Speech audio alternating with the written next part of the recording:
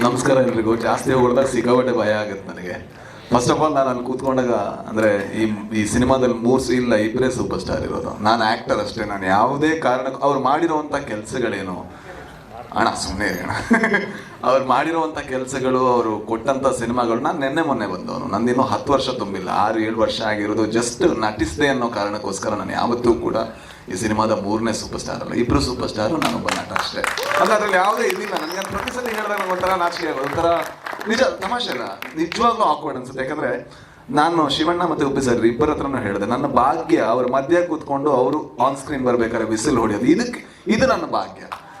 And ಇನ್ನೊಂದು actually ಒಪ್ಸೋದಕ್ಕೆ ಕಷ್ಟ. ಯಾಕೆಂದ್ರೆ ನಾನು ಯಾವಾಗಲೂ ಒಬ್ಬ ನಿರ್ದೇಶಕನಾಗಿ ಯೋಚನೆ ಮಾಡ್ತಾ ಇರ್ತೀನಿ, ನನಗೆ ಬರಿಬೇಕು, ನಾನು ಡೈರೆಕ್ಟ್ ಮಾಡಬೇಕು ಅಂತ. ಆ್ಯಕ್ಟಿಂಗ್ ಅಂದ ತಕ್ಷಣ ನಾನು ಯಾವಾಗಲೂ ಯೋಚನೆ ಮಾಡೋದು, ಇದು ಆ್ಯಕ್ಟ್ ಮಾಡಿದ್ರೆ ಮತ್ತೆ ನಾನು ಡೈರೆಕ್ಷನ್ದು ಎಷ್ಟು ದೂರ ಹೋಗ್ತೀನಿ ಅಂತ. ಸೊ ಅದರಿಂದ ನಾನು ಅರ್ಜುನ್ ಜನ್ಯ ಅವರನ್ನ ಎಲ್ಲ ರೀತಿಯಲ್ಲೂ ಕನ್ವಿನ್ಸ್ ಮಾಡೋಕ್ಕೆ ಟ್ರೈ ಮಾಡಿದೆ. ಸರ್ ಯಾರಾದರೂ ಚೆನ್ನಾಗಿರೋ ಹುಡುಗನ ಹಾಕ್ಕೊಳ್ಳಿ ಅಂತ.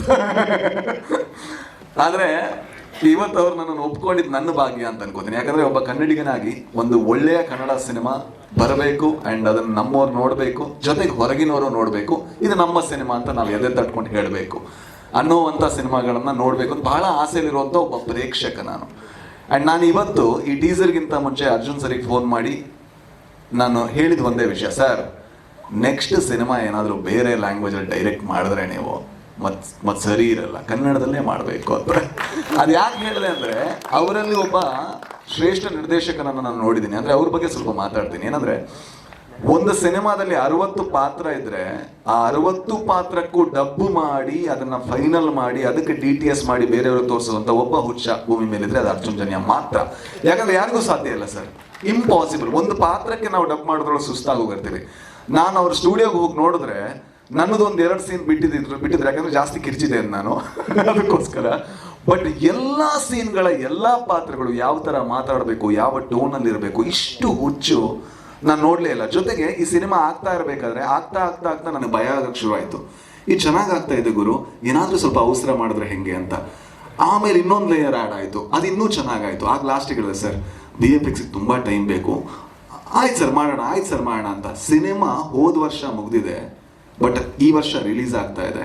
ಒಬ್ಬ ನಿರ್ದೇಶಕ ಇಷ್ಟು ತಾಳ್ಮೆಯನ್ನು ತಗೊಂಡು ಜೊತೆಗೆ ಒಬ್ಬ ನಿರ್ಮಾಪಕ ಅದಕ್ಕೆ ಬೆನ್ನೆಲುಬಾಗಿ ನಿಲ್ಲೋದು ಅಂದರೆ ಅದು ರಮೇಶ್ ರೆಡ್ಡಿ ಸರ್ ಮತ್ತು ಅರ್ಜುನ್ ಜನ್ಯ ಇವರಿಬ್ಬರ ಹಿರಿಮೆ ಅಂತ ಹೇಳ್ಬೋದು. ಜೊತೆಗೆ ನನಗೆ ಈ ಸಿನಿಮಾದಲ್ಲಿ ಆ್ಯಕ್ಟ್ ಮಾಡಿರುವಂಥ ಅವ್ರು ಯಾಕೆ ಇಬ್ಬರು ಕೂಡ ಸೂಪರ್ ಸ್ಟಾರ್ಸ್ ಅಂತ ಹೇಳ್ತೀನಿ. ಈ ಸಿನಿಮಾ ಆ್ಯಕ್ಟ್ ಮಾಡಿ ನಾನು ಹೊರಗೆ ಬಂದಾಗ ನಾನೊಬ್ಬ ಸ್ಟಾರ್ ನಟರ ಸಿನಿಮಾದಲ್ಲಿ ಆ್ಯಕ್ಟ್ ಮಾಡಿದೆ ನನಗೆ ಯಾವತ್ತೂ ಅನಿಸಿಲ್ಲ. ಅವ್ರು ಯಾವತ್ತೂ ಕೂಡ ಅವರಲ್ಲಿರುವಂಥ ಹಿರಿಮೆಯ ಭಾರವನ್ನು ಒಬ್ಬ ನಟನ ಮೇಲೆ ಹಾಕಲ್ಲ. ಯಾಕಂದ್ರೆ ನಮಗೆ ಹೆದರಿಕೆ ಇರುತ್ತೆ. ನಾನು ಶಿವಣ್ಣನ ಮುಂದೆ ಆ್ಯಕ್ಟ್ ಮಾಡ್ತಾ ಇದ್ದೀನಿ, ನಾನು ಉಪ್ಪಿ ಸರ್ ಮುಂದೆ ಆ್ಯಕ್ಟ್ ಮಾಡ್ತಾ ಇದ್ದೀನಿ. ಅದು ಯಾವುದನ್ನೂ ಮಾಡಿದೆ ನಾವು ಚೆನ್ನಾಗಿ ಮಾಡೋದಕ್ಕೆ ಏನೆಲ್ಲ ಸಪೋರ್ಟ್ ಮಾಡಬೇಕು ಅದನ್ನ ಮಾಡಿದಂತಹ ಮಹಾನ್ ಕೆಲಸಗಾರರು, ಕಲಾವಿದರು ಎಲ್ಲರೂ ಇವರೇ.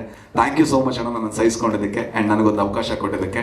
ಆ್ಯಂಡ್ 45 ನಾನು ಅಂದ್ಕೊಂಡಂಗೆ ನಿಮ್ಮೆಲ್ಲರ ಹಾರೈಕೆಯಿಂದ ಬಹಳ ದೊಡ್ಡ ಸಿನಿಮಾ ಆಗಲಿ. ತುಂಬ ಕಷ್ಟಪಟ್ಟು ತಂಡ ಆ್ಯಂಡ್ ನಿಮ್ಮ ಸಪೋರ್ಟ್ ನನ್ನ ಜೊತೆಗಿರಲಿ. Thank you.